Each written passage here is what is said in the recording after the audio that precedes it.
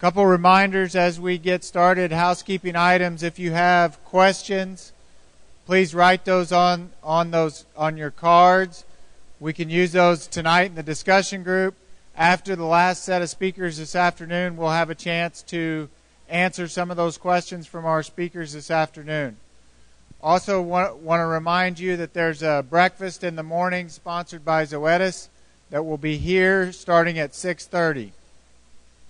Our first speaker for the after break session is Dr. Kostelik, who was born on a farm near Edmonton, Alberta, Canada. His education includes a Doctor of Veterinary Medicine from the University of Saskatchewan, a Master's and PhD from the University of Wisconsin-Madison, and he is currently the Professor of Theriogenology and Head of the Department of Production Animal Health, University of Calgary, and on the Faculty of Veterinary Medicine. Dr. Kostelik, welcome this afternoon.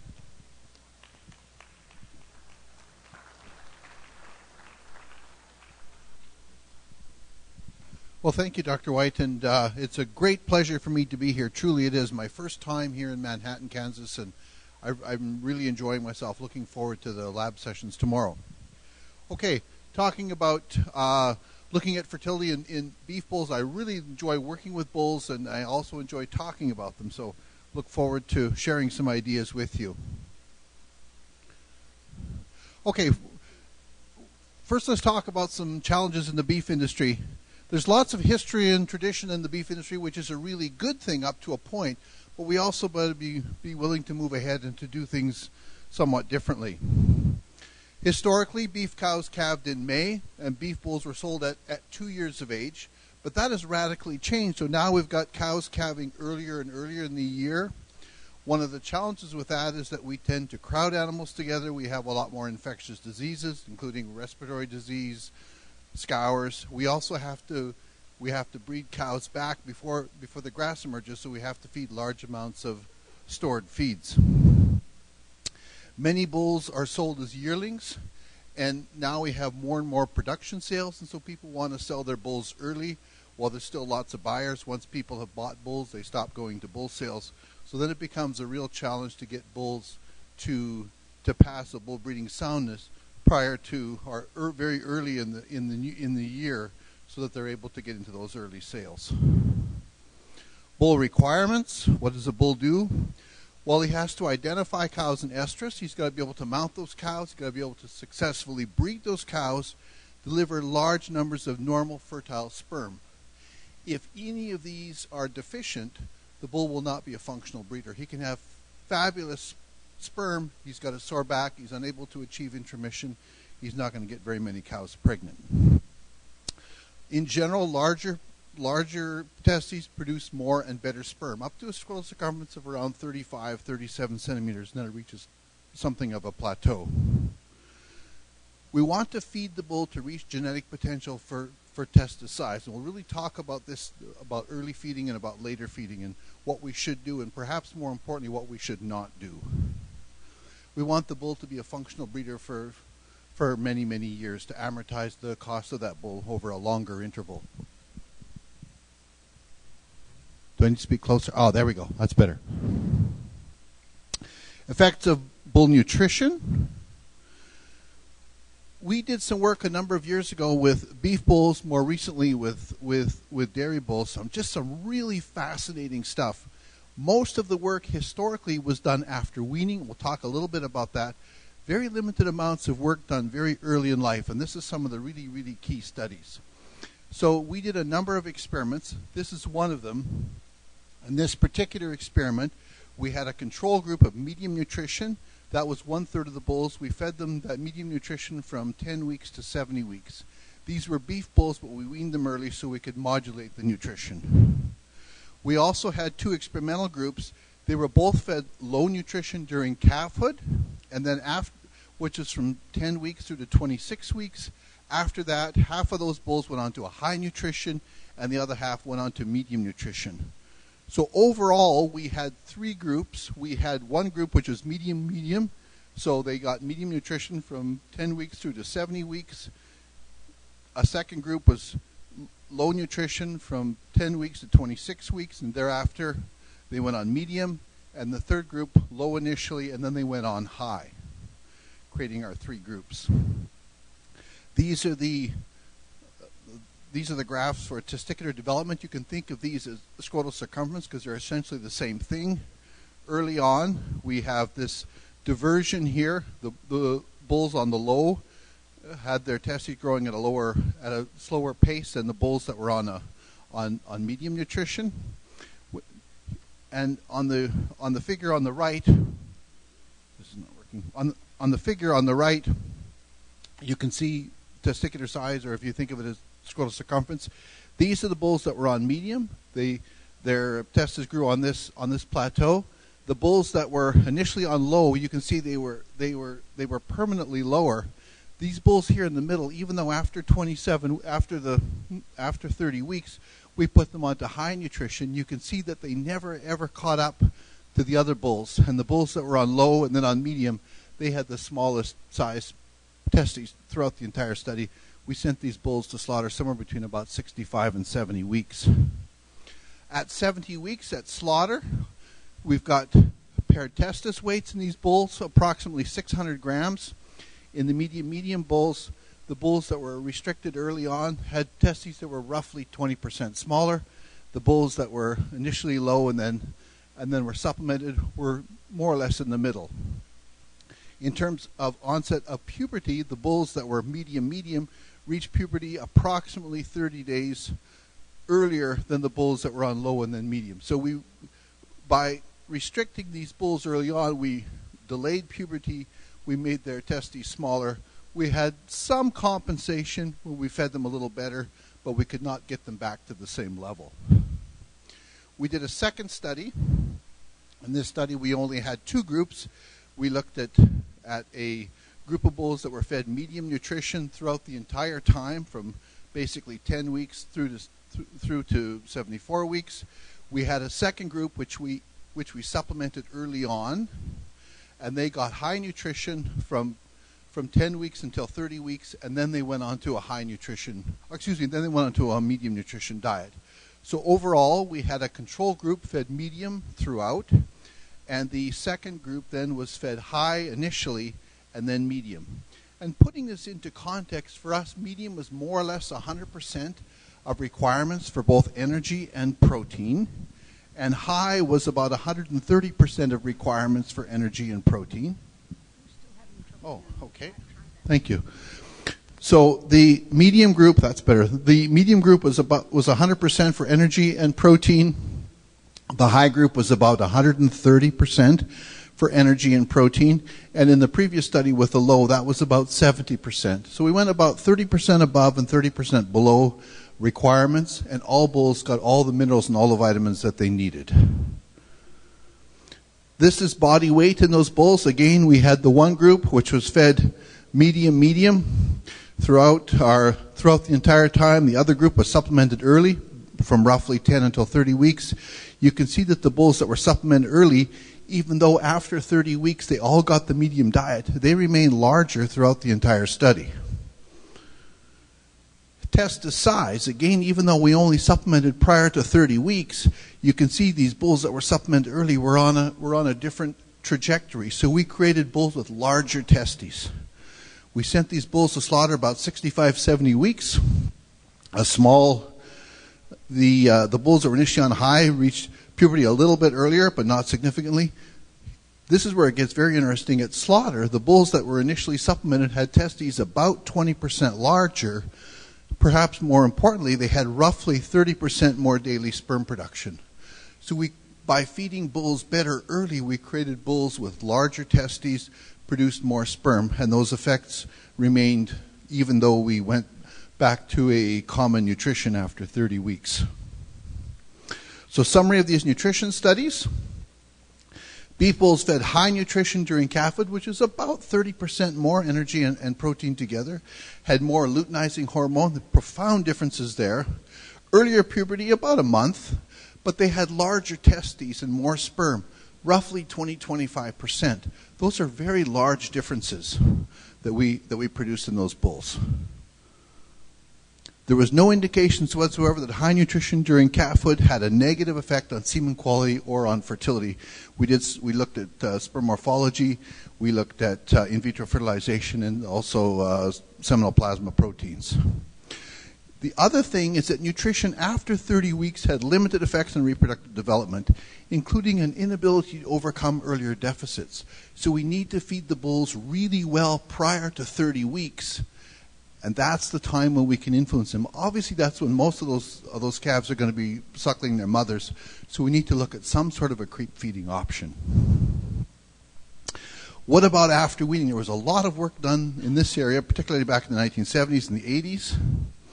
Abnormal foot growth, laminitis, are founder in those bulls if they were excessively fed. Problems with bone and cartilage. They were lame bulls. They had ruminitis. They had liver abscesses. They had seminal vesiculitis.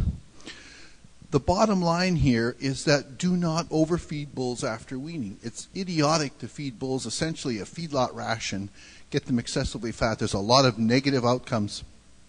If you feed them a forage-based diet, the bulls that are most efficient, have the greatest propensity for growth, will continue to be the ones that grow the fastest.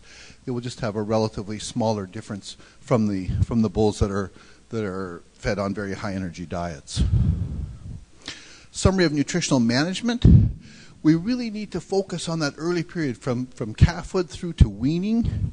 Pre-weaning average daily gain should exceed 1.2 kilos or 2.65 pounds per day. In those young bulls, we can be gaining up to about 3 pounds a day. Think about creep feeding. We encourage both energy and protein, not just strictly energy, but the two together. And after that, after weaning, have the bulls on a moderate growing diet. That is the wrong time to be feeding high energy diets to those bulls. Hind leg conformation. Most bull buyers will be going behind the bull, having a look often at the scrotum and testes. You should also have a look at the hind leg conformation. Here's the bull with a very nice conformation, and you can see a very undesirable conformation here. And especially from the side, we like to see bulls with a nice, adequate set to their hock joint. Sometimes you'll see a sickle hock, or often you'll see these post-legged bulls that they'll walk around practically on their tippy toes, and are very predisposed to subsequent degeneration of that hock joint. You'll get a lot of swollen hocks and lame bulls in the not too distant future.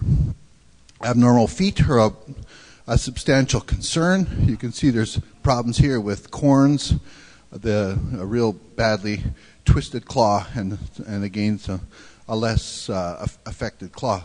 We want a bull to have good feet so that he's able to walk around, he's able to mount and breed cows. Physical characteristic of the testes, we like to see a nice normal scrotum with a good neck. We don't like to see the bottom of the scrotum going below the point of the hock there.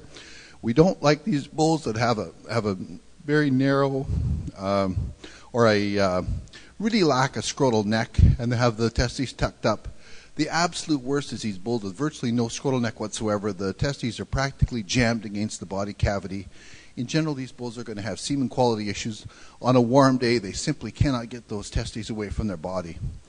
The testes should be more or less the same size and freely movable, have kind of normal feeling testicular tone. Sometimes there will be a very minor rotation of one of the testes. We generally don't get too anxious about that. Measuring scrotal circumference, you can certainly do this. This is the correct way with your thumb on one side and your fingers on the other side. Do not put excessive downward pressure. You can inflate scrotal circumference 1 to 2 centimeters by really forcing the testes down. The other thing people will do is to stick their thumb in between the testes, and that again inflates scrotal circumference, so avoid doing that, as you can see with the thumb here forcing the testes apart. This is a very useful measuring device developed by Dr. Albert Barth, who's now retired, and he sells this commercially. This reliable. You can see there's a little plunger here, and when you squeeze this, you literally put your thumb on there, and on the other side it'll be green, and then just when it starts to turn red, that's when you stop pushing, and then you measure your scrotal circumference. These are minimum scrotal circumference Society for Theory standards. Some people use a little bit higher standards than that. So a minimum 30 centimeters at 15 months. But some organizations will use a more rigorous system. Bull selection at weaning. You can, at weaning, measure scrotal circumference. Bulls that have really small testes at weaning, in general, are going to have small testes at a year of age. So you can do an initial cull on that basis. You can also look for things like poor conformation, cryptorchidism, all those other sorts of abnormalities, and decide which bulls are not suitable, castrate those bulls, and put them into a feeding program. Scrotal circumference, we talked about it. Forcing the testes to the bottom, moderate tension, that reliable, works really well. Don't put your thumb in the middle. Why is scrotal circumference important? It's correlated with paired testis weight. In essence, it's a measurement of the weight of the testes in a live bull without castration or without recovering the testes. It's a good estimate of daily sperm production. In general, larger testes produce more sperm, and in general, larger testes produce better quality sperm. It's highly heritable. The heritability is about 0.7. If you put selection pressure on it, you can expect to make a lot of progress. Bulls with large yearling, large weaning and yearling scrotal circumference will have sisters and daughters who reach puberty earlier. So it has a positive effect on the female side. There's two things about scrotal circumference. Minimum is not optimal. If it's bare minimum, okay, he meets the minimum, but is that really the genetic future of your breeding program? The other one that I really caution you with is bulls with huge scrotal circumference. If they're, yearling bulls, say at 42 centimeters, we think those bulls are at greater risk of subsequently undergoing degeneration. They're just some kind of a freak, and I would be very cautious about that. The other thing to be aware of is sometimes bulls with excessive frame score can have delayed puberty. That's why they're so tall. When a bull goes through puberty, when a young fellow goes through puberty, they get a tremendous increase in growth of their long bones, and then their long bones stop growing, and they've reached their mature size. Some of those bulls with excessive frame, the reason they're so tall is they have delayed puberty, and often those bulls will have smaller scrotal circumference at weaning and at a year of age. They may have reasonable mature scrotal circumference, but they are late puberty. So I would be cautious with those bulls with a really excessive frame scores. Just a little bit about predicting male reproductive traits early on. One of the most practical ones here is scrotal circumference. There is some genetic correlations with motility, with percent normal sperm. In general, bulls that have larger testes are going to have more motile sperm and more normal sperm. So that's a very useful practical thing. There are some other measurements that we can do. These are more laboratory-based things, collecting blood samples, probably of somewhat less practical value, but there are some things that, at least in theory, that we can measure to help us make an assessment and make a prediction of how well the bull will do in terms of reproductive function.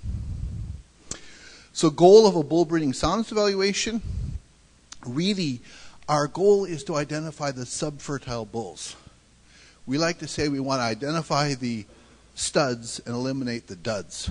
That's really what we're doing, is we're trying to get out those bottom end bulls. The bulls that have subfertility, we have to decide, is it a transient problem that's going to hopefully get better, or is it indeed permanent? It's difficult to impossible to, if bulls are acceptable, to say, well, I think this bull is 5% better than that bull. You can do that, but you're really dreaming in Technicolor. It's really designed to get rid of the bottom end bulls. To some extent, expected use of a bull may influence your decision.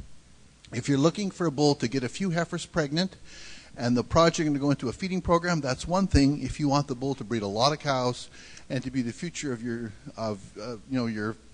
the cornerstone of your breeding program for the next 10 or 15 years, I think that's yet another thing. We do look at the bull conformation, health. We look at the reproductive tract. We look at sperm morphology and sperm motility. The thing that we don't typically look at is libido or mating ability, but those remain critically important, and we remind whoever buys the bull They need to watch the bull out in the breeding pasture. Is he identifying cows in estrus? Is he mounting them? Is he achieving intromission? Is he getting cows bred? Minimum sperm characteristic, we like to have minimum 70% normal sperm, a maximum 20% head defects, a minimum of 30% progressively motile sperm. We'll show you here in a moment. Motility is rarely an issue on its own. Urine will reduce or eliminate sperm motility. If we get a bull, we examine him, and there's no motility, we do what we call the sniff test. We hold the tube up to our nose, we have a little sniff, see if we can smell urea, and that gives us an idea if we have urine contamination. We think, we don't know definitively, but we think if we can withhold water for a few hours before we examine bulls, we think that cuts down on urination, and we think that gives us an easier assessment of those bulls. For those of you that have looked at sperm morphology, this is a distal midpiece reflex, or we call this a DMR, indicates some kind of stress. We'll see this in young bulls. We'll see this in bulls that have gone through some kind of a stressful event. Puberty and semen quality. Puberty is defined as 50 million sperm they ejaculate. Minimum 10% progressively motile, which is almost never limiting. If they got 50 million, they'll be motile. It's reached at a scrotal circumference of more or less 28 centimeters, but there are some differences amongst breeds. If a bull just reaches puberty, he's going to have lots of distal midpiece reflexes, lots of proximal droplets, head defects, etc. So even though the bull has reached puberty, he's got typically some morphological issues. Those improve over time. So as he goes through puberty and for the next 2 or 3 or 4 months, more sperm per milliliter, greater motility, more morphologically normal sperm. This is some data from young bulls from 12 to 15 months of age. You can see that in this particular data set, there's a limited number of bulls at 12 months, only 40% satisfactory. Even at 13 months, only 55% satisfactory. This drives breeders crazy. They want to enter these bulls, young bulls, in these early bull sales, and if you're really rigorous, only half of them are going to pass, and that really, really gets people very anxious. The other side of that is that if we choose the young bulls that are satisfactory at 12 or 13 months, those are the early puberty bulls, and we can make some genetic progress by selecting for those bulls. Okay, the outcomes of a bull breeding soundness. Satisfactory potential breeder, healthy and physically sound, meets the minimum in every single category. Scrotal circumference, at least 30% motile, and 70% plus normal, maximum 20% head defects. Unsatisfactory, he's not passing, and we think that the concerns, the problems are indeed permanent. Decision deferred, he doesn't pass today, but we think that he has a reasonable chance of improving in the future, often due to recent puberty or some sort of a recent health problem, something like that. And we usually recommend a date for reevaluation, typically 3 to 6 weeks or something like that into the future. So here's a data set from Auburn. In this particular set, more than 60% of the bulls were satisfactory, almost 30% unsatisfactory, and 10% deferred. The relative percentages here are going to vary quite a bit depending on the group of bulls you're looking at. Are you doing some eliminations early on, small scrotal circumference, how old are the bulls, all those kinds of things. Reasons for unsatisfactory or deferred. Physical exam, about 10%. You can see the vast majority of bulls fail because of scrotal circumference and or morphology. Motility is really a very uncommon reason for failing a bull. So it's, to some extent, the physical exam, mostly morphology, scrotal circumference. That's why bulls fail. Infrared thermography. We can use an infrared thermography camera. What does it do? It captures infrared radiation from a surface. In this case, we look at the scrotal skin.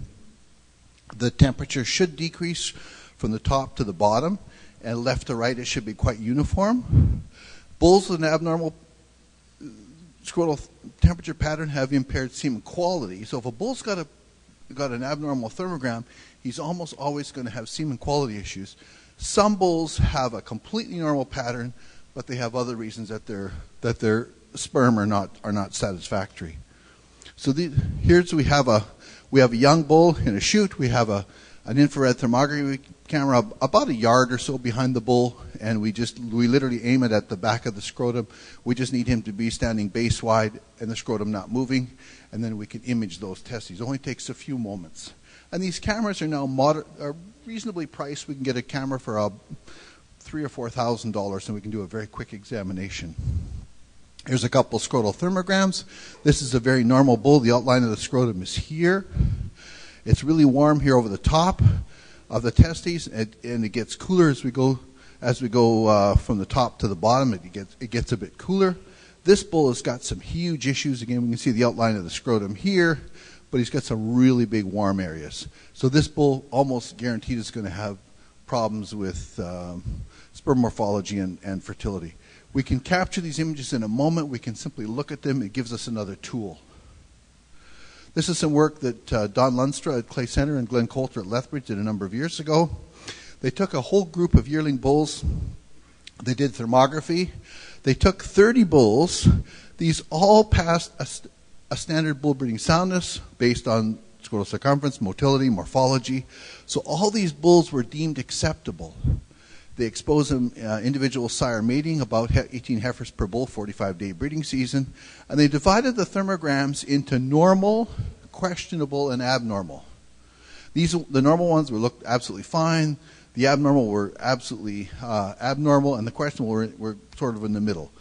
The bulls they used for breeding, all of them had passed a standard bull breeding soundness.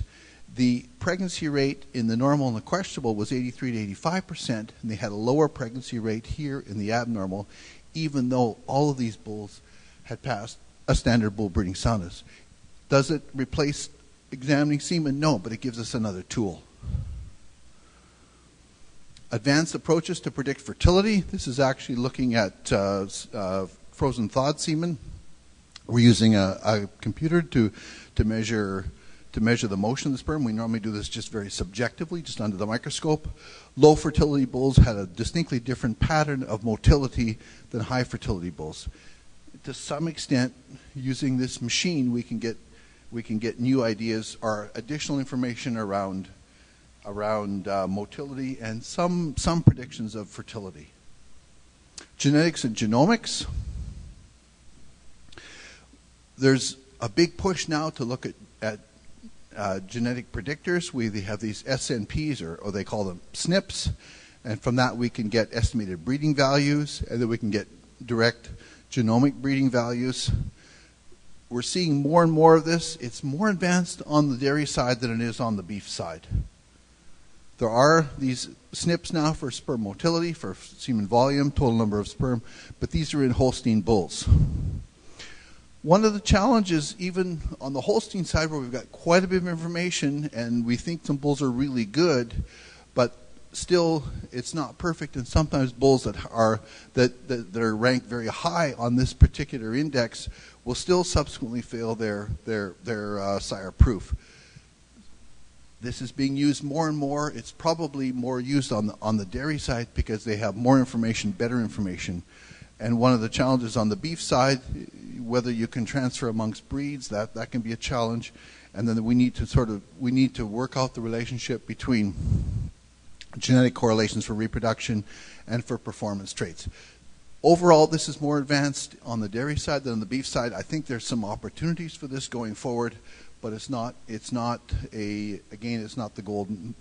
golden bullet which is going to solve all of the issues. Summary. We want to have bulls with good genetics and good phenotype. We want to manage cows well during pregnancy and calving. Have those cows, and there's all kinds of effects of nutrition during pregnancy, what it does to the fetus. We want to have those cows calving in good shape. We want to have lots of good colostrum going into those calves. Grow bulls well prior to weaning. Avoid excessive energy after weaning. There's very good evidence to support creep feeding bull calves. I think you want to be careful about creep feeding heifer calves, but we've shown that we can increase the testes and sperm production 20 to 30%. That's huge. At weaning, go through, identify bulls with small testes, bulls with conformational problems, castrate them, put them into a feeding program, and then grow out the other bulls that have more potential. Conduct bull breeding soundness evaluation, make sure the bull meets your needs, watch the bull breeding, have limited breeding seasons. One guy says, my breeding season is 28 to 31 days, I have 12 of them every year. We should try to avoid that.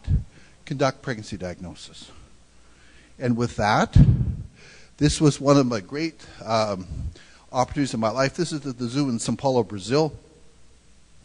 This rhinoceros weighs about 5 to 6 imperial tons.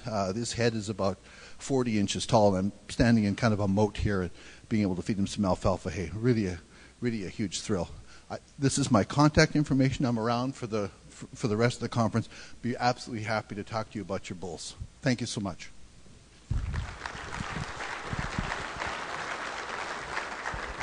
Thanks. Thank you, Dr. Keslick. We appreciate the information on bulls. And for our next topic, we'll move to Dr. Larson, who Dr. Larson was raised on a hay and beef cattle operation in northwestern Minnesota. He received his master's from North Dakota State and his PhD from the University of Nebraska. He is currently employed by Great Plains Livestock Reproduction and works in reproduction and cow-calf reproduction out of Eagle, Nebraska. His focus is nutritional and reproductive strategies in cow-calf systems as well as feedlot nutrition. Dr. Larson.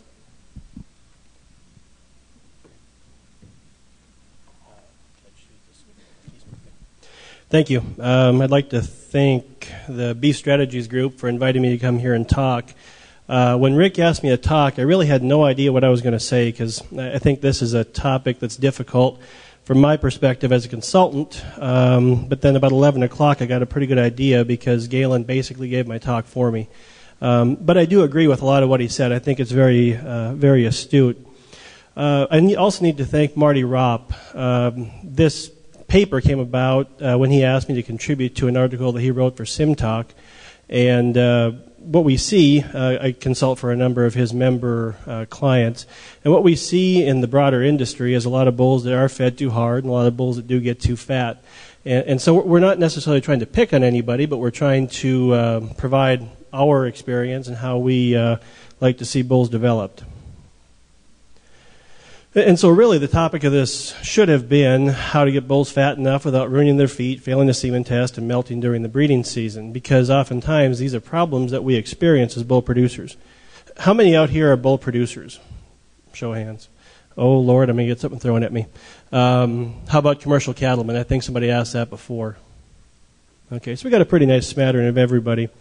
I do think the previous speakers did a nice job explaining the data that's out there, and so I'm not going to talk much about data. Honestly, I have very little data in this slide set. But what I'm talking about is how we practically apply development systems from a consulting perspective and try to help producers develop the best set of bulls that we can. Like I said, I'm probably going to offend both seed stock producers and commercial cattlemen alike. I'm kind of equal opportunity that way. But I do want to make sure that I leave you with the opportunity to think just a little bit about how we develop cattle. So I would assume most of you, certainly on the producer side, have heard that I don't want to buy an overfat bull, and certainly I've heard on the consulting side that I don't want to sell an overfat bull. I think we both come at this from different directions, but it's very true. As producers, we do not want to produce a bull that's not going to survive, and we certainly don't want to buy one that's not going to survive. But yet, when we get to the production sale, the bull with 4/10 or more of back fat tends to be the $30,000 bull that walks out of the ring and everybody's happy with. So I think the responsibility lies both with the producer and with the consumer to not only produce a bull who will last a long time, breed a lot of cows, but also on the consumer to be willing to look past the fat and to buy that bull who has the opportunity to go out and breed a lot of cows and last a long time for you. And so I guess the question that I want to answer first, or give you my opinion on, is what is overfat? And I'm not sure that I have a perfect answer because I think that really depends on the environment. Obviously, we have producers here from, I would assume, the Intermountain West all the way through the east. And the bull that can survive in the west is not the same as the bull that can survive in the east. That's not to say that making a bull fatter for Illinois is necessarily right, but that bull's going to be able to survive because he's going to walk across a 20-acre pasture versus a 200-acre pasture. I think in general, 0.2, maybe a 1/4 inch of back fat is plenty for adequate energy reserves, and certainly enough for growth and semen production. Unfortunately, as we see with a lot of production systems, the norm is really greater than that.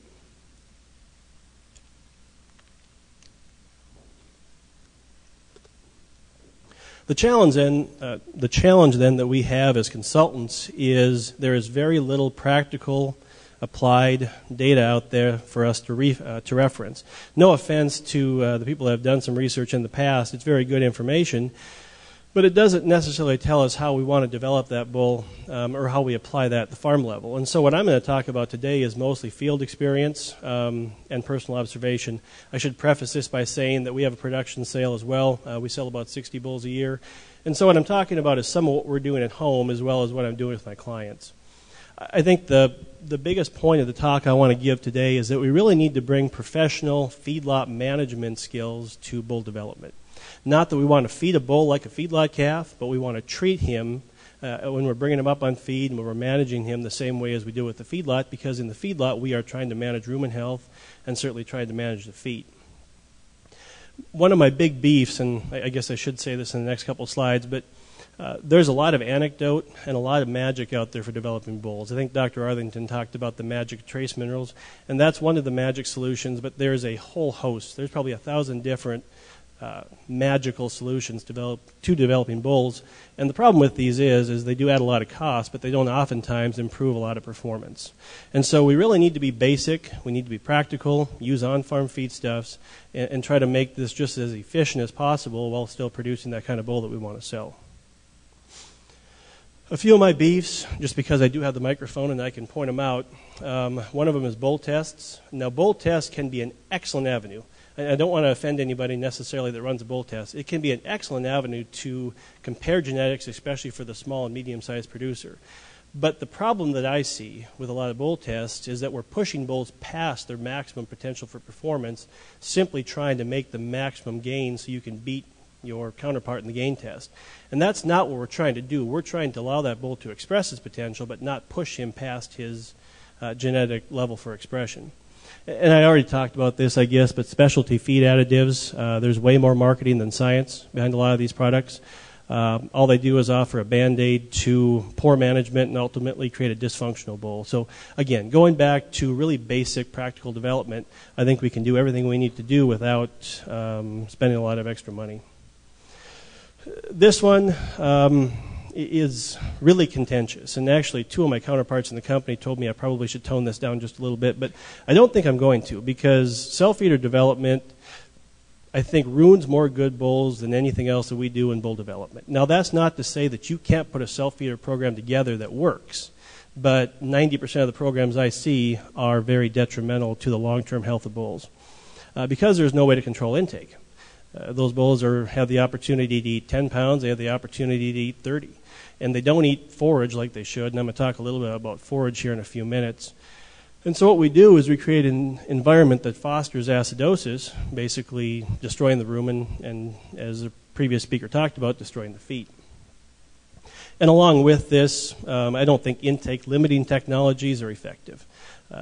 They are a substitute for good management, whether that's hand feeding, TMRs, whatever. And I understand not everybody has the ability to feed a TMR to their bulls, but I don't think there's any way to accurately control intake with any sort of technology, because these big cattle, once they get up on feed, they're simply going to eat through whatever we provide to them. And I won't ask if anybody uses this, because I know then I'll get something thrown at me. Excuse me. So my goals then, when I'm putting together a program, first and foremost is low cost and low risk. We don't want to sacrifice performance or efficiency for cost, but we certainly want to do it without spending too much money. And then we want that program to be relatively low risk, both low risk in terms of feet, rumen health, and long-term production. Obviously, we're looking for a low reproductive failure rate. We can talk a little bit about nutrition here in a few minutes. And then we want to maximize longevity and maximize saleability, because what we're all striving for is that repeat customer that comes back year after year or every other year and buys a bull from us and gives us good reviews. Negative information goes a lot farther than positive. So we're trying to make repeat customers that are always happy. The key challenges and hurdles I see to developing bulls, the first and foremost, and I think we've talked about this a number of times today, is overfeeding, improper feeding, leading to acidosis, founder, and ultimately reduced longevity. There is a segment out there, I think, that underfeeds bulls. Previous speaker really pointed out the impact of trying to feed bulls adequately to produce scrotal circumference, and that's important, but I think it's rare. We do see it some, and I've had a few clients I've worked with to get that corrected, but I think it's pretty rare. The little things are important, and I'm not going to talk much about them because Dr. Arthington did a really good job talking about them earlier. But trace minerals, vitamins, managing body condition are all extremely important, and then keeping the goal in mind. And I'm going to talk about that just a little bit later, but we need to match our environment. Again, Intermountain West versus Illinois, our environment tends to change quite a little bit. So when I'm putting together bull development programs, we're talking about typically 4 or 5 different stages. Pre-weaning, oftentimes I don't have a lot of control over that, but I certainly try. And typically this is creep feeding, has a definite impact on age at puberty, was shown to have a definite impact on scrotal circumference, and certainly on weaning and yearling weights. Is it appropriate? I guess that's a decision for everybody to make, and I'm going to have a couple of slides here in a second to show that. Post-weaning development, I think this is the area where we have the most focus, certainly have the most control. After we get that bull into the feedlot or wherever we're feeding them, we can control the ration, control how they're adapted, certainly work them up and down in terms of performance. Post-sale, pre-breeding, this is an area where I've really spent a lot of time focusing with my member clients, is to make sure that once we got that bull to the sale, if he's got a little extra cover, that we're working him back down before we turn him out to pasture. And I think this has really saved us a lot of angst in terms of how that bull lasts out with the cows.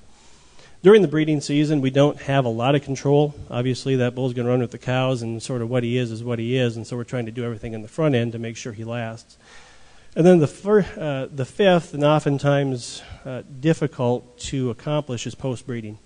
We sell that bull, and we might talk to the producer about how the bull produced, what the calves look like, did he last, things like that. But we don't oftentimes follow up on the nutrition program, trying to make sure that that guy is feeding that bull the right way the next go-around, because that bull's still growing. He's still growing out to 30 or 36 months of age, and he definitely needs nutrition to accomplish that. But oftentimes we do forget it.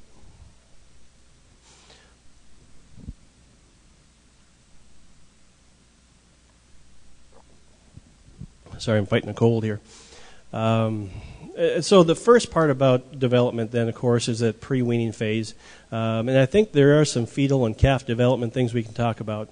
When I was in grad school at Nebraska with Rick, we did a lot of work on fetal programming in terms of heifers. And I think similar to the enhanced fertility in heifers from supplemented dams or whatever we're doing to change the genetic makeup of that calf, I think the same thing probably holds true for the bull calf. No research on that I'm aware of, and maybe we're not looking at any, but there's definitely an importance there, and I think we need to investigate it. Similar question for bulls from early born dams. I had actually a bull customer of my own bring that up to me. He only wants to buy bulls out of early born heifers. And they got me to thinking, is there something there epigenetically that has an impact on how that bull is producing? And I don't know the answer, but I think that's something else that we need to answer. We do know from research that bulls from older cows have larger yearling scrotals, and this is related to milk production, early life nutrition, so that's definitely important too. This topic is likely one of the first or second most contentious things that we're going to talk about in this creep feeding. And I don't want to belabor the research because we've already talked about it, but test sizes determine pre-weaning. Obviously, creep feeding can increase scrotal circumference, and I think it's acceptable if we don't increase fat.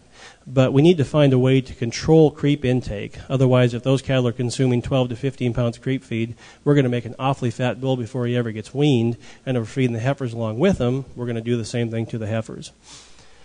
And there is some research, and I can't remember where I saw it. I'd be willing to listen to somebody that could tell me, but the increase in yearling scrotal might be transient. So bulls that were fed to an adequate level, not restricted, versus bulls that were overfed, those bulls that were fed an adequate level before weaning still caught up by the time they reach maturity. And so I think we can get those bulls where we need them to be as long as we're treating them the right way without getting them too fat. My general recommendation for creep feeding to most of my clients is long-term use is generally not recommended. Long-term use I mean by 90 to 100 days.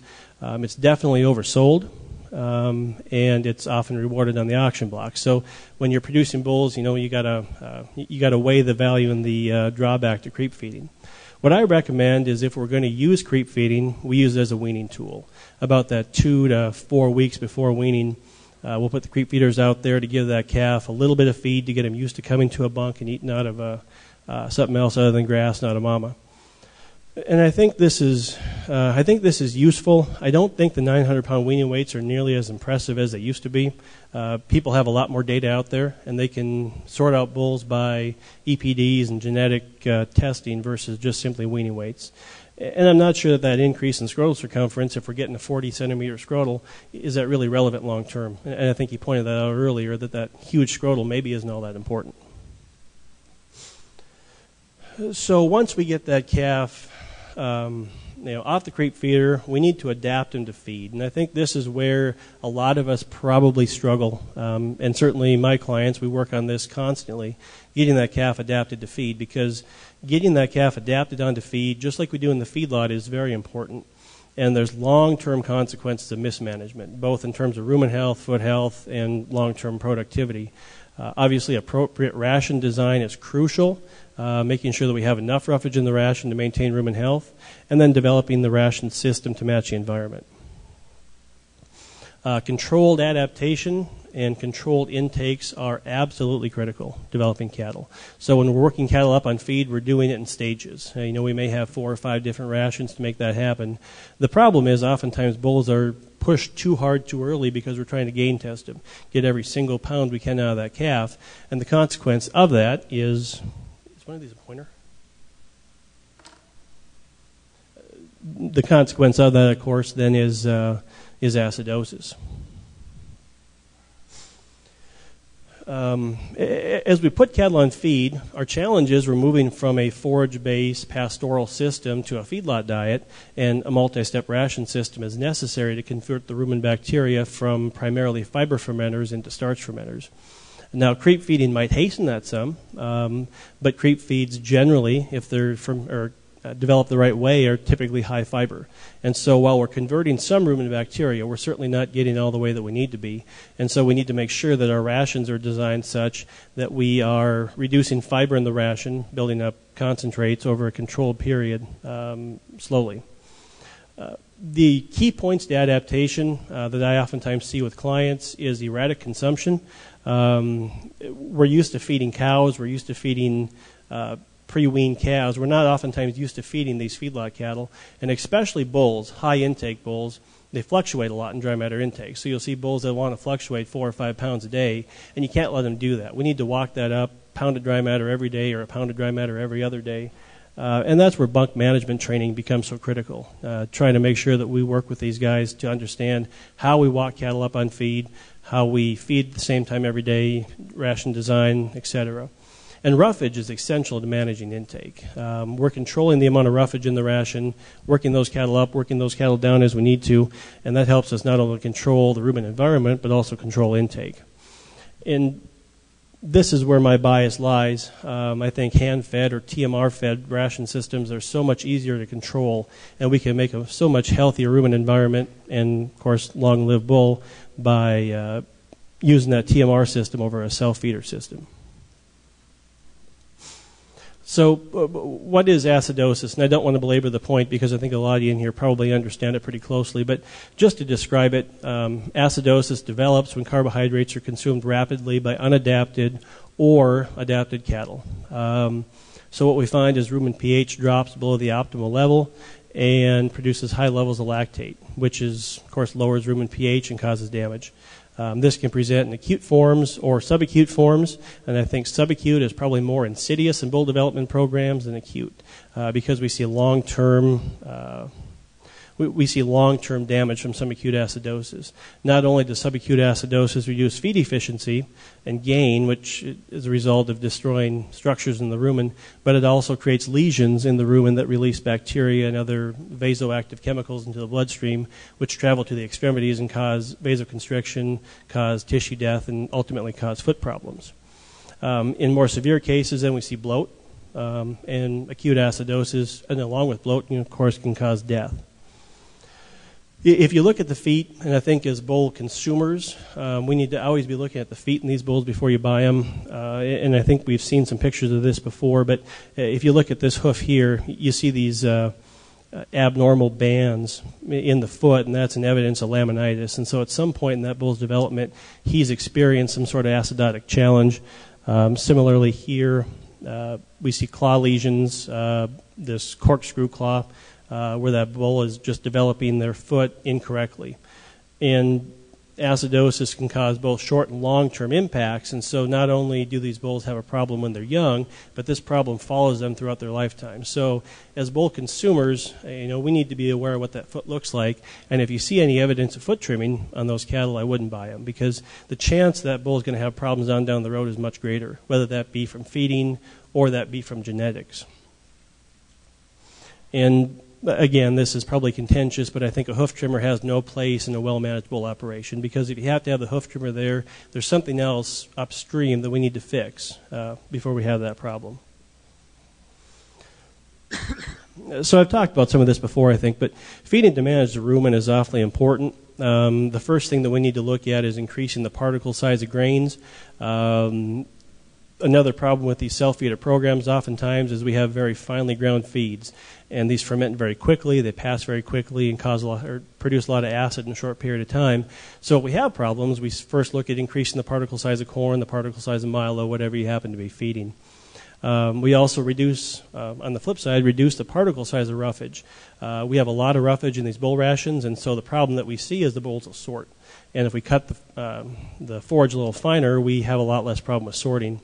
Obviously, adapting cattle to high-concentrate diets, feeding consistently, same time, same amount every day, and utilizing high-fiber energy sources. And I think this is something that's pretty key, is trying to make sure that we're using the right feedstuffs that are locally available. Obviously, in this part of the world, distillers' grains, corn gluten feeds are available.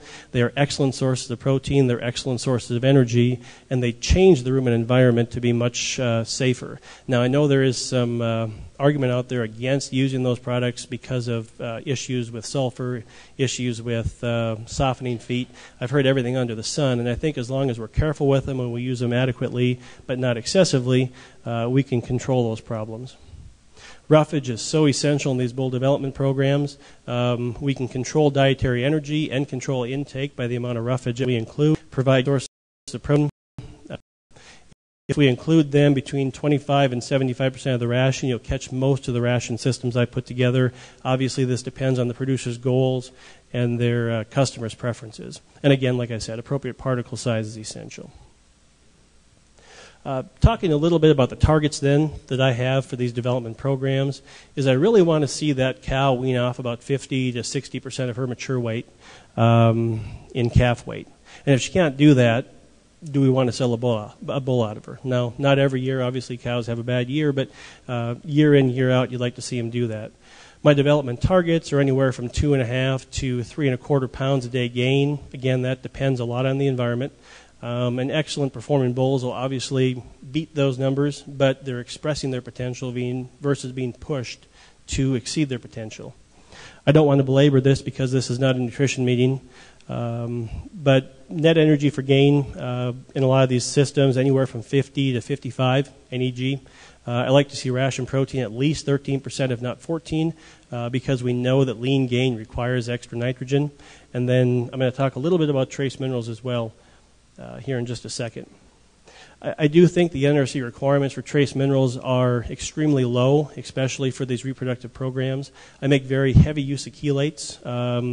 We know that they may improve scrotal circumference and certainly semen quality in challenging situations.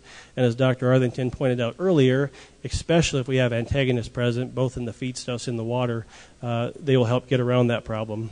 In my opinion, zinc and copper, and I think manganese as well, are important for sperm production. So we do focus on those. And there's a number of good products out there, depending on the company that you choose to source those. I don't want to talk a lot about data because it's been talked about, but we do know that organic sources of trace minerals improve semen characteristics. And so my suggested target for these bull development programs, realizing that these are extreme. But what I'm trying to do is overcome imperfections in an imperfect world.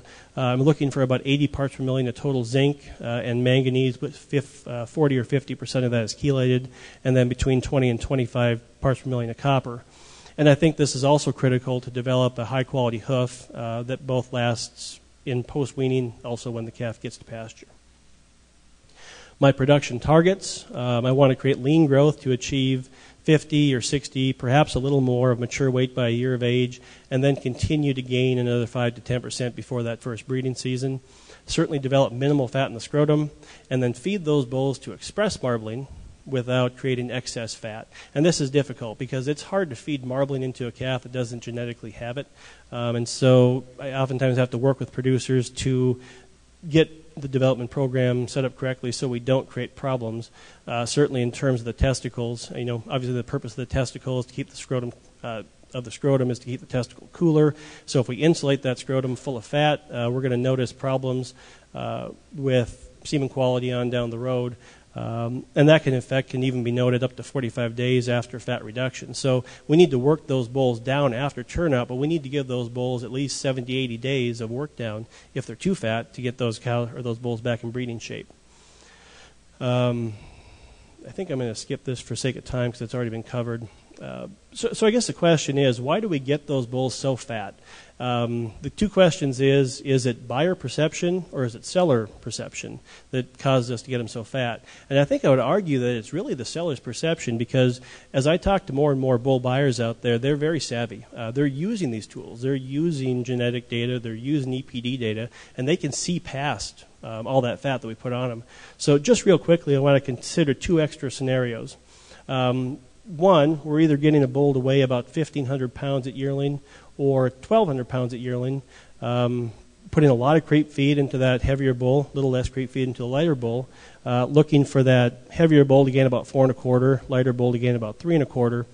And really, when you boil this all down, the cost of all that unnecessary, in my opinion, condition is about $134 a bull. So basically, we're putting $134 more feed into that bull just to take it off before he gets out into pasture, because if he's over fat, he's going to lose weight on pasture. Whereas if that bull is good and hard, he might lose a little, but he's going to lose a lot less. And so we know that if we reduce weight during this pre-breeding phase, we can increase semen characteristics, percent motile, normal, and viability of the sperm. But I think this needs to be employed at least 80 days before turnout. Otherwise, we don't have enough time to get the semen back in condition. Post-breeding then, and this is something that's difficult because we don't oftentimes have control of the bulls at this point, but we want to make sure we work with our customers to make sure they're feeding these bulls the right way, because the part of getting that bull to last a long time is making sure he gets in good enough condition before the next breeding season. So having contact with your customers is important.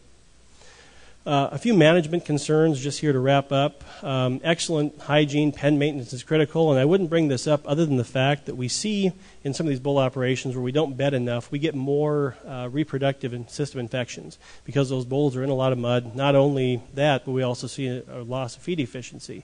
One of the other things I think is really important, and this is becoming more of a problem, is allowing exercise, because we're seeing more and more people start to develop bulls in a dry lot or even in a closed building situation, and those bulls have virtually no exercise. And not only that, but they're also on concrete. And so we're having issues with those bulls testing, we're having issues with those bulls getting too fat, not being hard enough, and then we're having foot issues as a consequence of concrete. So I'm not saying don't do it, but certainly make sure you've got your system set up right to make sure that bull can last.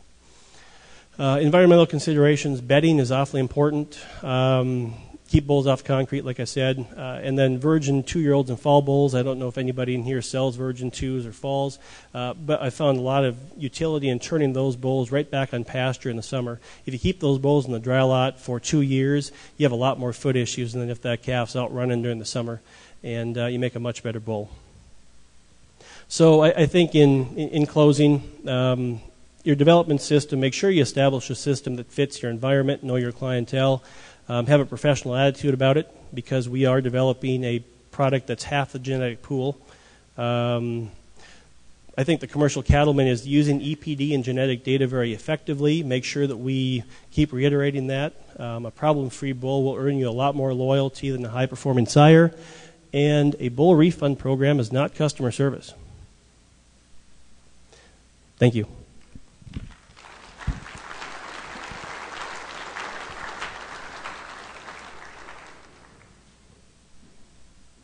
Thanks, Dr. Larson. Next up, as we're switching, and then after this next presentation, we'll have time for a few questions. Next up, we're pleased to have Dr. Seidel here, who grew up on a dairy farm in Pennsylvania, but has been at Colorado State since 1971.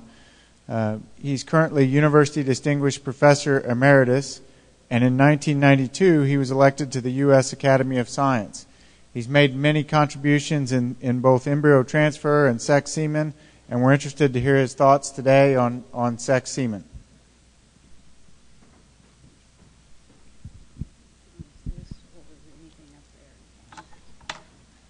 Well, I'd like to start with a thank you for the invitation to speak, and I maintain that sex is the most important genetic trait. We talk about lots of things, and it is now possible to regulate that. So if we had to pick a title for my presentation, it might be 10 years of commercially available sex semen in North America. My presentation will be in 4 parts: a little bit of history, some on the success rates, what has changed recently, and what to expect. So starting with a history lesson, the first manifestation of the current methodology of sex semen was discovered in the most sophisticated weapons laboratory in the world, the Lawrence Livermore Laboratories in California. And they had been studying the blood of the employees because it was a high radiation environment and so on. And then somebody got the idea, though, maybe we should be looking at the next generation, so they started looking at semen samples from men, and they saw 2 populations of sperm with the methodology they were using. And then a remarkable thing happened. 2 agencies of our U.S. governments worked together, the Department of Energy at Lawrence Livermore and USDA in Beltsville, and Larry Johnson took this technology and made it work without killing the sperm. The work that had been done at Lawrence Livermore killed the sperm. Even though they saw the 2 populations, they could study various things about it. So that was a huge advance, and Dr. Johnson showed that he got about 90% accuracy in sorting sperm to produce males or females using rabbits. And then the next chapter in that was to develop this technology for in vitro fertilization.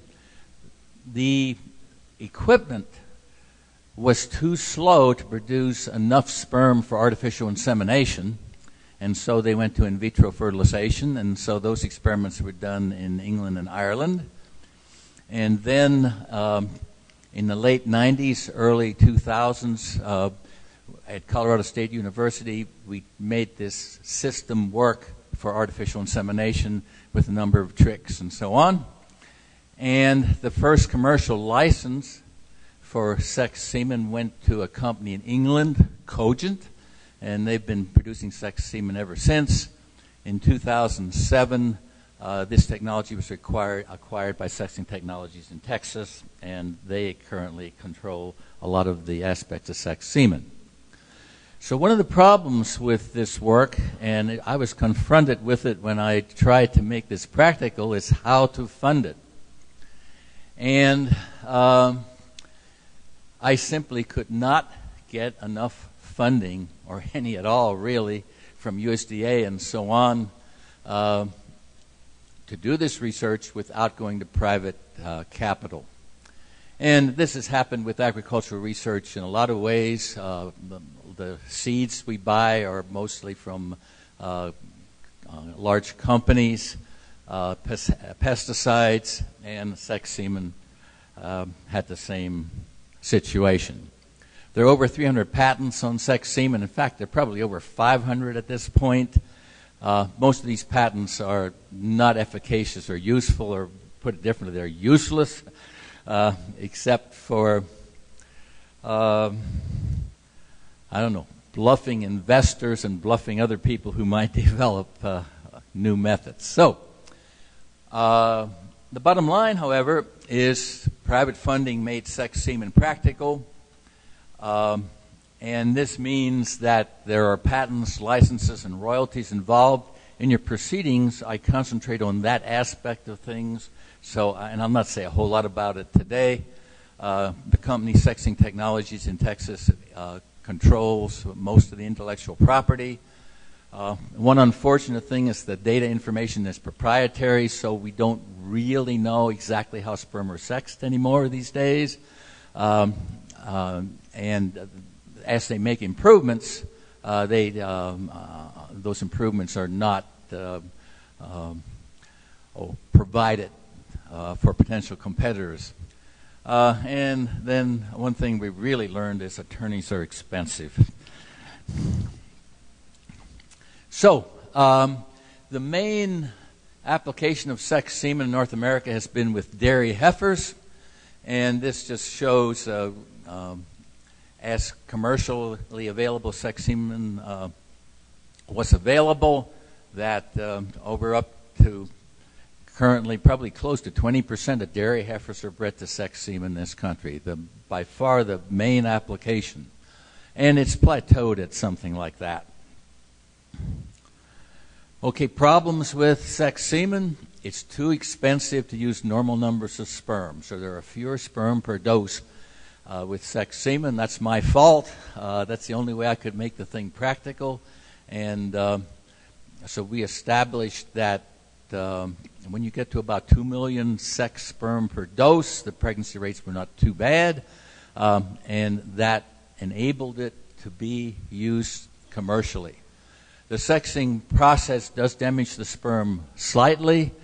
I was quite disciplined in not having slides on how sperm are sexed today, so that's really interesting, but not enough time to deal with that. But the sexing process does damage the sperm slightly, partly because they go through the system at 50 miles an hour, and they're actually slightly precapacitated.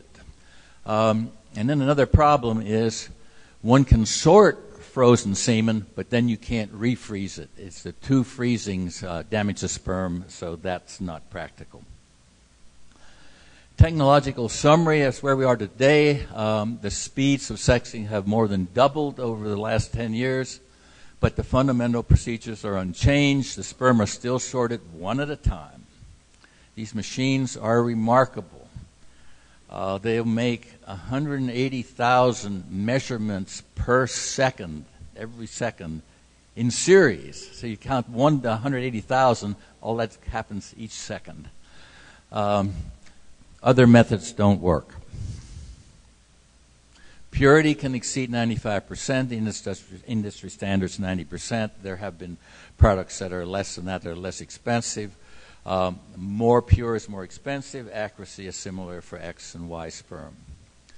Some years ago, my students and colleagues looked at the normality of calves from sex semen. Dullest experiment we've ever done. There's absolutely no difference between the calves from sex semen and control in anything that we measured. So the calves are normal. Another thing we found is that increasing the number of sex frozen sperm above 2 million per inseminate Does not increase pregnancy rates greatly. Now, your typical dose of semen is more than 10 million sperm, so there's quite a difference between 2 and 10, but you double it, it doesn't help a lot, and I'll show you a little bit of data in a few minutes. And another thing to keep in mind is there are huge differences in breeding heifers, lactating dairy cows, and so on.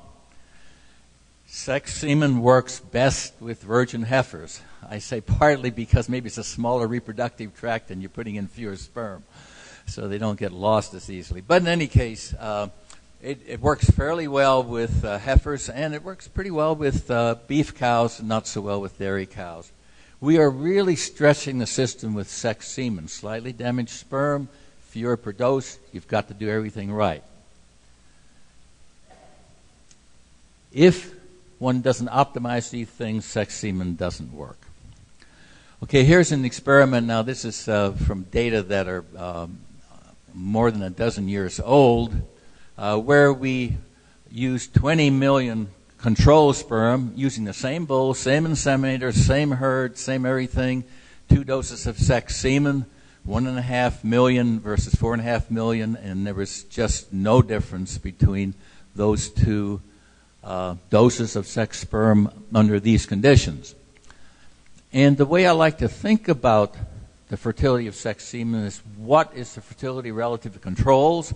And if you multiply that 67% times about 0.7, you get the fertility of sex semen with the lower doses. So now this is an old technology. Things are a little bit better now, which I'll get into in a few minutes. But a lot of the data, if you multiply your control pregnancy rate under the same circumstances, same bull, same everything, times 0.7, you get the pregnancy rate with sex semen. If we had to pick that figure today with the improved methods, it's probably more like 0.85 to 0.9.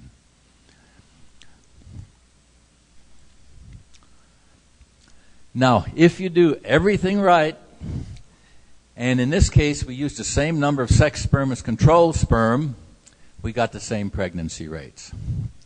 Now, this was breeding only on heats. My graduate students and technicians doing all the heat checking, pregnancy checking, semen handling.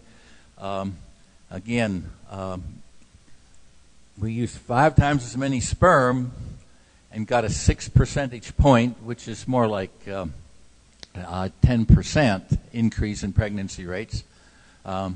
So again, if you do everything right, sex semen pregnancy rates are pretty good. Now, this is a more extensive study from Select Sires, where they looked at 2 million sperm per dose, sexed or unsexed.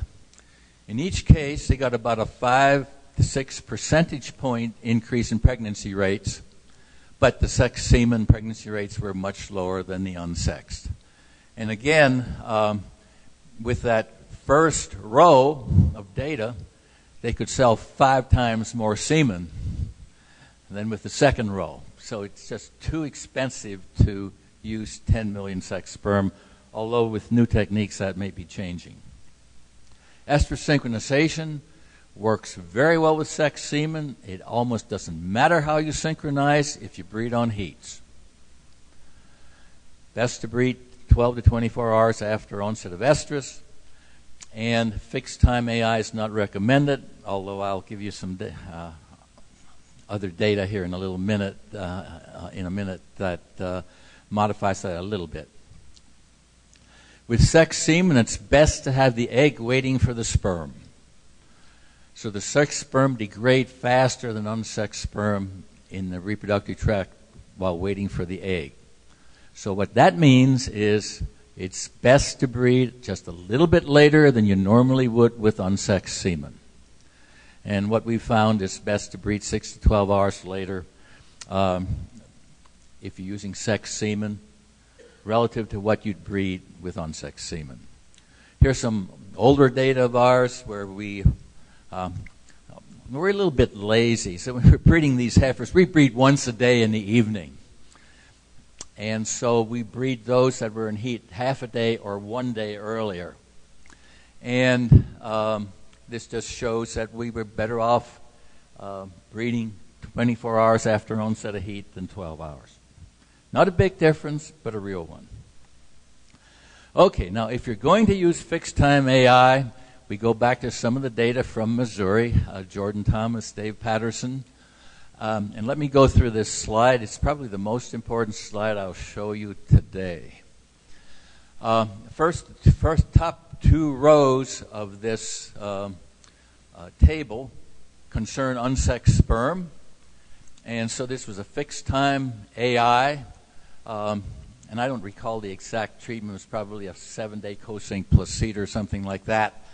So pregnancy rate with tripped was 77%. The untripped ones, 37%. That's what you see typically with fixed-time AI. Now, when they went to sex semen, the tripped ones, 47% pregnant. The untripped ones, they got 2 pregnant out of 113. So that didn't work. Unless they waited till the next day to breed them. And then the pregnancy rates were pretty much similar to the untripped, even control semen. Okay, so if you're going to use fixed-time AI, you need to go to a split AI system. Breed those that are with a trip patch or that are in heat the way you normally would, but delay the others till the next day. How about superovulation? So these are some data from Finland.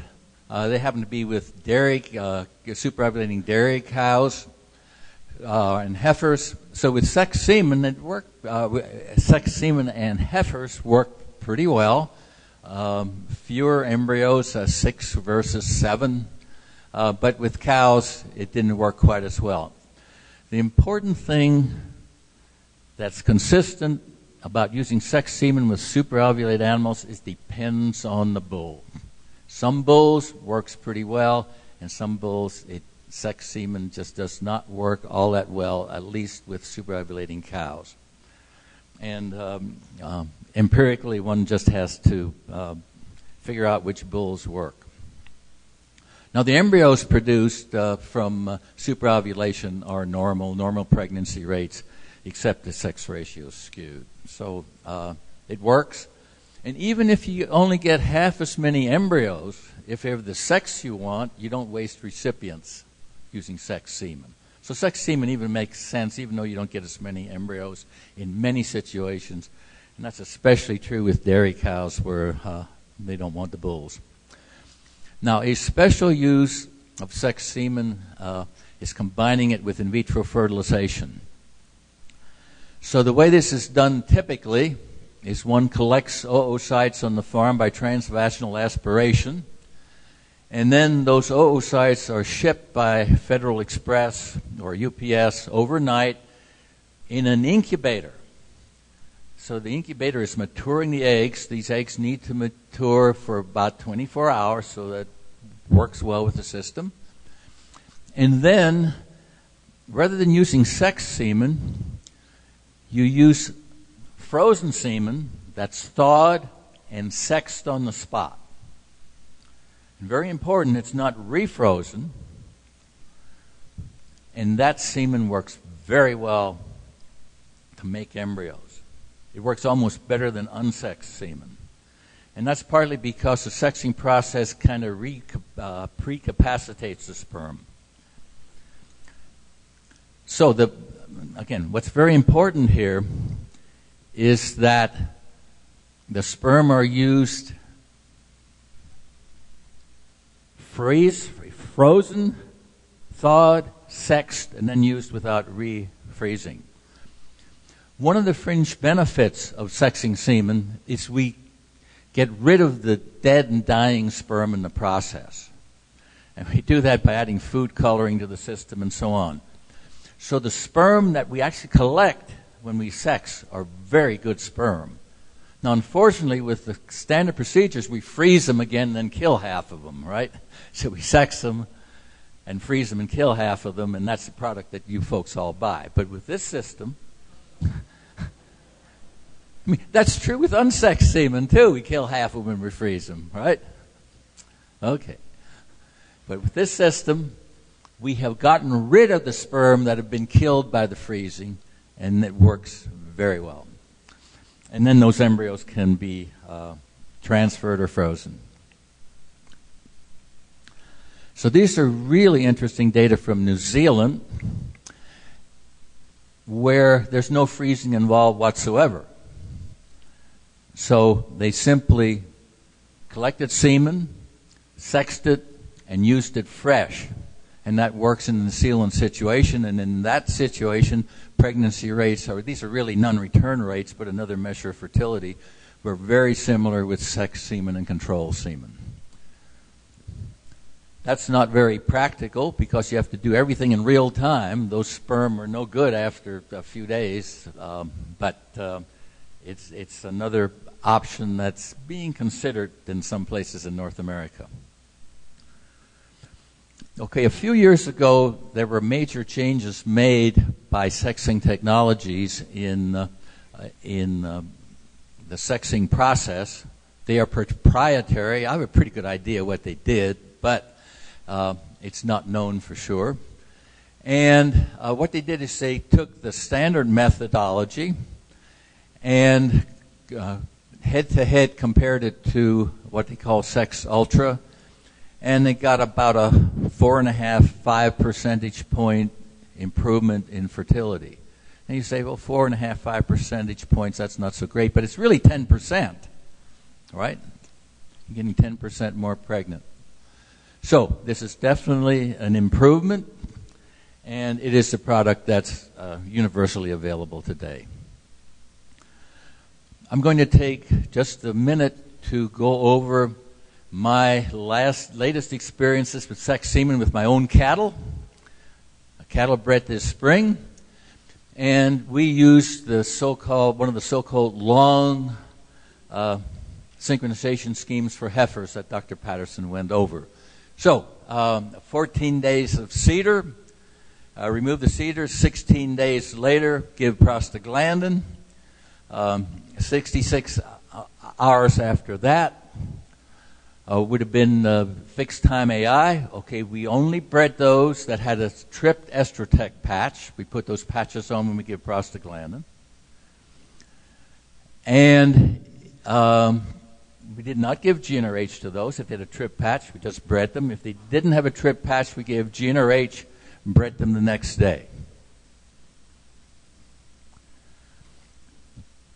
So this was 56 crossbred heifers. 46 of the 56 had trip patches, and 35 were pregnant of the 46.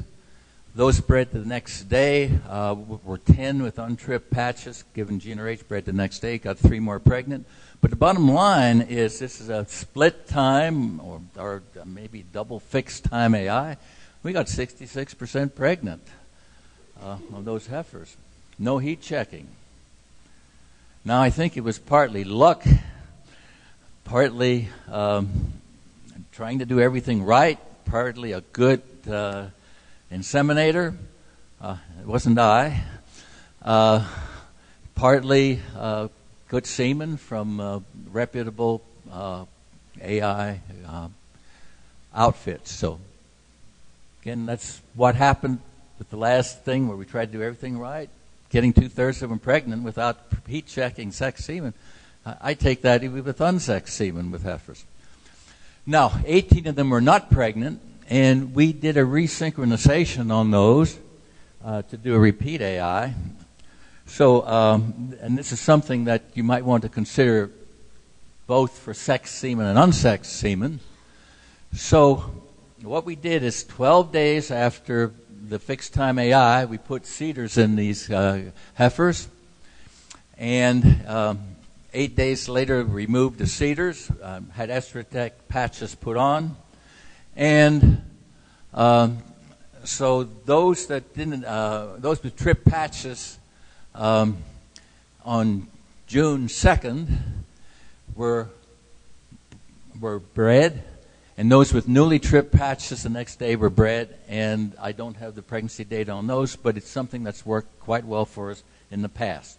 So the idea here is to get more pregnant to sex semen by doing the repeats as well as the originals.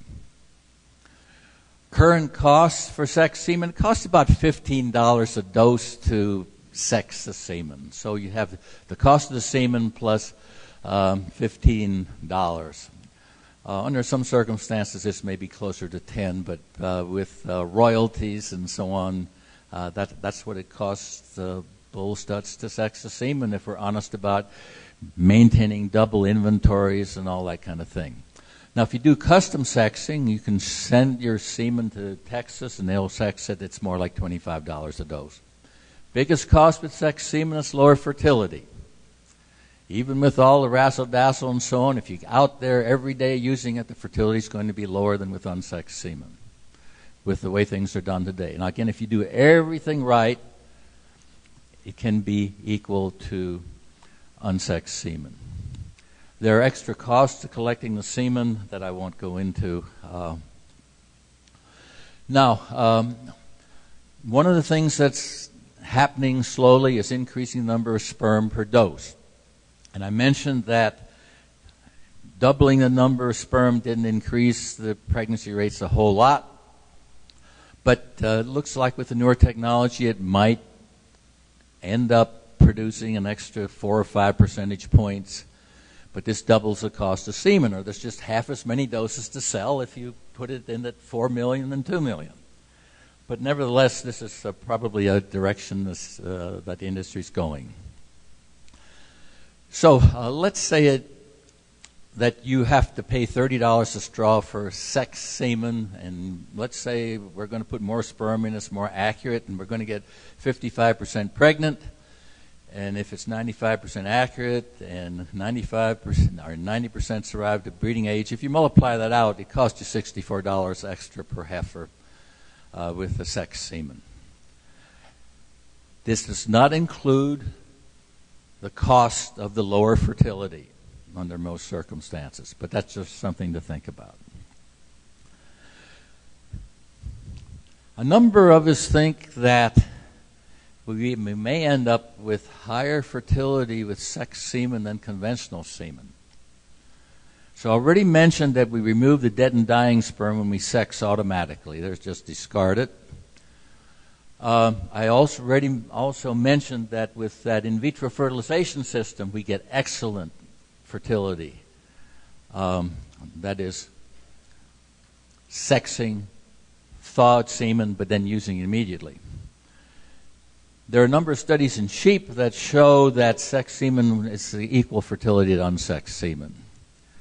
So when we're sexing, we're evaluating the sperm, like I mentioned, at 180,000 measurements per second as the sperm's going by. We can measure other things as well. So that has not really been incorporated into the system other than getting rid of the dead and dying sperm. We can also select for some things that are positive, some other negative things. And we could end up with a pretty good sperm if we do all those things.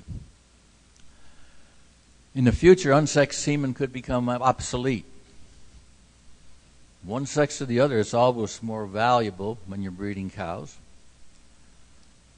Maybe we can get fertility of sex semen higher than unsexed because we're, again, looking at each sperm as it goes by these detectors. For this to work, sexing costs would need to be low. And indeed, there are some bulls that are only available with sex semen these days. Now, that's a marketing gimmick, but nevertheless, there are some bulls you cannot buy on sex semen, but you can buy sex semen. So things may be going in that direction. So those are some things to think about. I need to have to acknowledge funding we've had from XY students and all the farmers and ranchers who put up with our experiments. And a lot of support from AI cooperatives and companies. Thank you.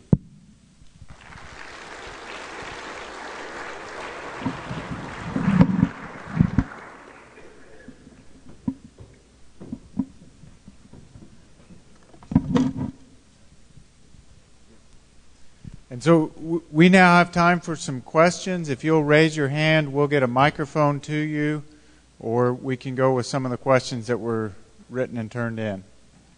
And these can be for Dr. Seidel or any of the speakers from the afternoon.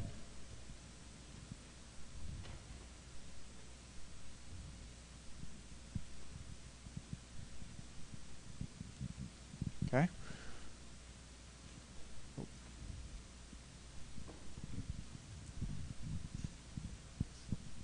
I don't know if Dr. Arthington's still around or not, but my question, and Sandy, you may have the answer to this. Has there been any work, he talked about mineral consumption and that it's all driven by their salt, appetite for salt.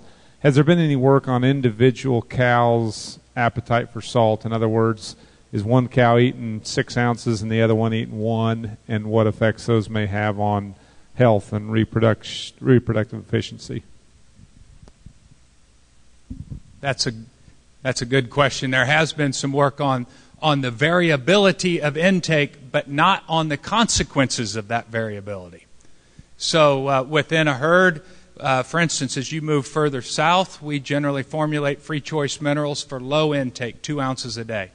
It's not uncommon up here to be at a 4 to 6 ounce intake mineral. But when you look at it on the average overall, you'll have some cows that eat none and some that eat twice that much, and it's that averaging effect. There's not been any work done on performance differences among that, but there has been work looking at mineral status among those cows. And interestingly, it's not well correlated. Some of those cows that eat very little mineral are able to maintain adequate mineral status, even comparable to those that eat quite a bit more. And so sometimes people believe that is a function of just more efficient absorption and utilization of that small amount that they eat. But I think that this whole idea of variability of intake is something that we could really improve on. So I have a question here that really kind of follows with that. I think it says, what's the best way you've found to supplement minerals during the grazing season when not, feeding a regular feed supplement? And should trace mineral be separate from salt? Okay, that's 2 questions, and I'll answer the latter one first. Should trace minerals be separate from salt? And the answer is yes, almost always. There's a couple of products on the market that ask that the producer feed salt separate from the mineral. And the logic behind that can sometimes be difficult, because remember, the cow is only seeking the salt, and that can complicate that intake over time. And so I always recommend that in very limited situations you don't separate the two. Now, during the grazing season, when you're not feeding supplements, the best thing to do is measure intake, monitor intake. And you don't have to do that every day. That's a misnomer that the animals have to have mineral in front of them all the time. They can go a day or two without mineral, but just measure that intake. And if they're overeating a lot, say you're feeding 4 ounce targeted mineral intake and they're eating 8, you can cut that mineral with white stock salt, 50-50. That'll bring you down to the 4. That takes a little bit of effort, and you don't have to weigh it out. You don't have to be that exact, but it'll bring it down and it will help with the overall economy of that. But be careful that you watch that, because when mineral intake goes down, you don't want to keep cutting it, or now they're going to get less than what they should get. So I always encourage people. Now, if they need mineral and they're not eating it, then you need to put something in that would increase the palatability. And so something like soybean meal or cottonseed meal, just a small amount that would increase the palatability and encourage intake over that period of time will work.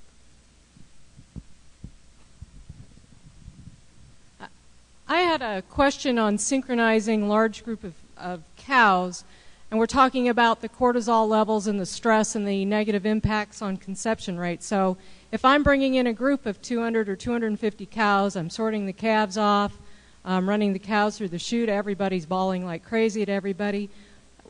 What kind of effects does that have on conception rate versus, if I could do it with just 2 cows and it takes me all of 10 minutes? What happens the bigger my groups get? All right, so I think you have to do the best you can to minimize stress on the animals and on yourself as well. Because many times when animals get stressed, it's because we got stressed first. We're just taking on them. So there's no magical recipe for it. It's just do the best we can to avoid excessive stressors on animals and on our crew as well. And with that, just do the best you can. Does that kind of answer your question? Yeah, you do. I just wonder, what kind of you're doing. Well, what I can tell is happening is every time that we add stressors to that environment and to the cows, the chance of those females to become pregnant, go down. So the more we work on it, the better, hopefully, the results are going to be in terms of conception rates. Okay, we've got another one here. I think this goes towards you, Ronaldo. Please elaborate more on the essential fatty acid supplement to maintain pregnancy. All right, so the question is about the trial that I presented, and like I mentioned before, this is an area of research we have been focusing on the last 8 or 9 years with the temperament and disposition area as well. And that started in Brazil with Nelore cows, and of course the preg rates down there are a little lower than what we usually see up here. Even it's a different protocol that Brazilians used based on estradiol. Usually preg rates down there are going 40 to 45, sometimes even less than that. So there is a need for strategies to improve those preg rates and increase adoption of AI by Brazilian producers. And one of the areas that we focused on was this post-AI nutrition to see what we can do to help the cows to be able to establish and maintain their pregnancy. As we expect, a lot of those reproductive failures are coming from early pregnancy loss. The same holds true to the cows here in America. Therefore, based on the literature and a lot of good science done in the past, this area of fatty acid or essential fatty acid supplementation has been focus of the dairy industry, for instance, and we just decided to move to the beef industry as well. And basically, what we used was a supplement that's based on calcium salts of soybean oil, and in Brazil was provided by Arm & Hammer. It's the old Maglac E.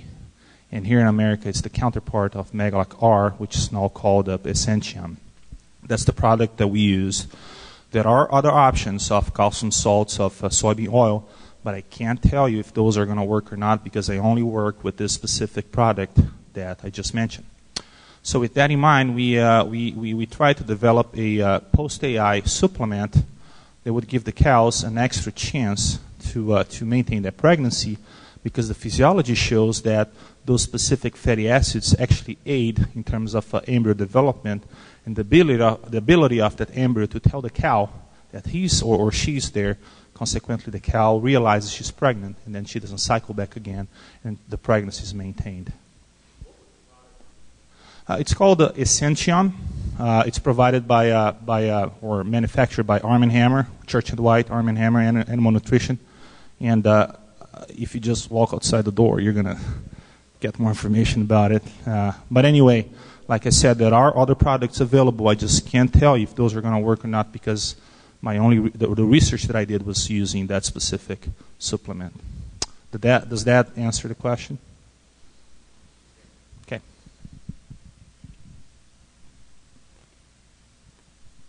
I have more here unless you've cited others, so Barb has one more. Okay, I'm going to see if I can read this one for you. Again, this I think is directed toward Ronaldo, but maybe John might have some comments. Could you comment on the study at Oregon State on organic versus inorganic mineral supplement to late gestating cows and the effect on postnatal offspring as seen in the bovine veterinarian, a weaning weight change, and not sure what, something else changed by 20% down. And I don't have my glasses. John, somebody else. Yeah, there you go, Ronaldo. Work on that. BRD incidence in the feedlot went down 20%. Yeah, so this is another area of research that we have focused the last, let's say, 5 years now, which is nutrition during gestation in terms of gestating beef cows to maximize offspring performance. And in this specific case, we focused on the male and female offspring, the feeder offspring, not as much as replacement heifers like Dr. Funston has done a lot of work on. And the treatments we provided to those gestating beef cows, last trimester of gestation, was either no trace mineral supplementation. And when I say trace minerals, and Dr. Arthington here was my major prof back in grad school, I need to be more specific about that. Talking about copper, cobalt, manganese, and zinc. So those are the 4 trace minerals that we investigated because they are they're the trace minerals that are contained in the Avela4 product from Zimpro. Okay, and so we had the control, which had no supplemental sources of those 4 trace minerals. We had an inorganic group where the cows receive sulfate sources of those 4 trace elements, and then we have the organic, even though organic is not the proper term, but just to facilitate here, which the cows received the Avela4. So the inorganic and organic treatments, they received the same amount of those 4 elements, just one came from a sulfate source and the other one was from the amino acid complex source. Now, what we saw was that, okay, so just during gestation, so those cows, they calved and then everybody was treated the same.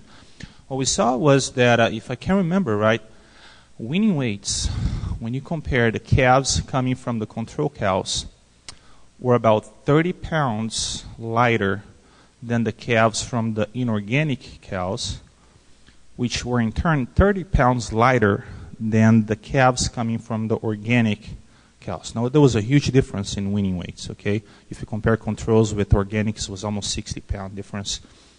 And when those calves went to the feedlot, there was a 20 percentage point decrease in BRD incidence, which means that the calves from the organic cows, I think we saw a 20 to 25% incidence of BRD, and then the calves from the other groups were about 50%, 45 to 50%. And then the difference in 30 or 60 pounds of weaning weights was maintained all the way through slaughter.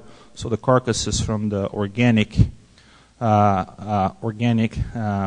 calves that came from organic cows was about 60 pounds heavier, the carcasses at slaughter. So there was a tremendous difference. And again, just one study with 100 cows. But it is a valid study, and we're pursuing that area of research further now to really understand what's going on and try to make sure that what we saw in that one study is going to be repeatable. But anyway, it's promising. I'm not sure who asked that question, but I hope I was able to address your question.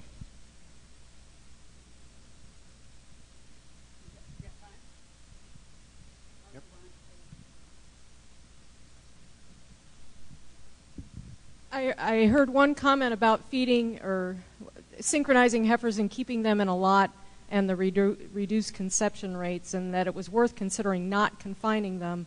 The differences were that significant. How are you controlling and making sure MGA consumption is adequate to synchronize those heifers, or are you going to a co-sync type program with a cedar? And I can't remember off the top of my head who did that study or that research. Yeah, and so my heifers end up in a dry lot, for example, for a limited period of time. It's a roughage-based ration, but they're still confined.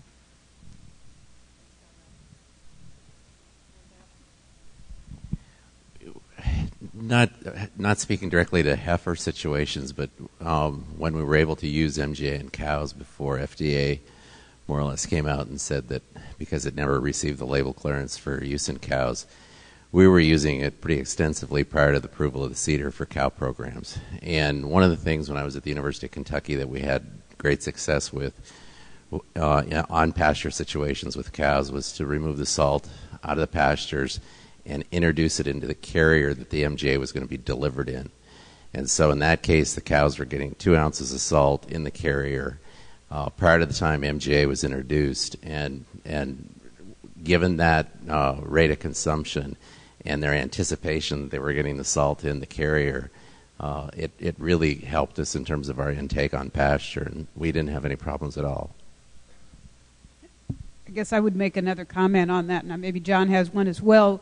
But as we talk about the behavior, our let's get the chores done in the morning, we don't necessarily want to go out and provide that MGA supplement first thing in the morning. When can we find all those animals together to deliver that? Yeah, we can call them in, but are they kind of grouped at some other time of day that would be more conducive? Yeah, were you just extending the comments that Ronaldo had made about being in the dry lot and being stressful and not wanting to put those heifers in the dry lot? Or were you thinking about some of the research that we presented later or earlier?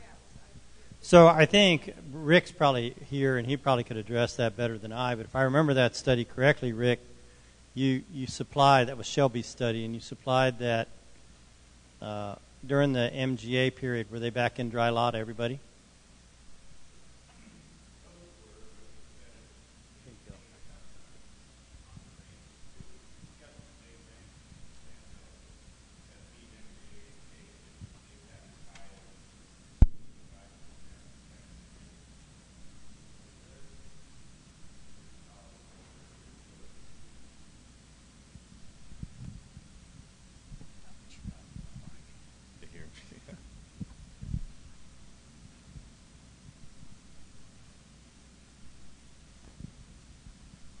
Any further questions?